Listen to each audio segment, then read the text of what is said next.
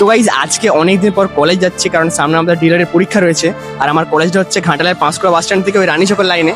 আর এখানে রাস্তাটা এতটাই খারাপ, সেটাই তোমাদেরকে দেখাবো আজকে যে 2026 সালে দাঁড়িয়েও ঘাটালের পরিস্থিতি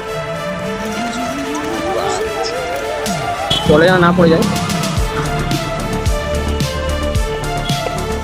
ও ভাই সাব,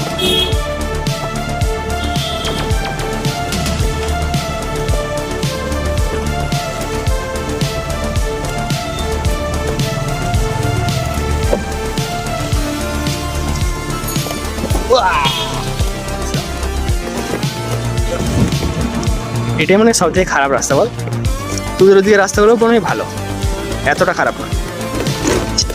ঘাটালের উন্নয়ন, ঘাটালের রাজপথ দিয়ে আমরা হাঁটছি।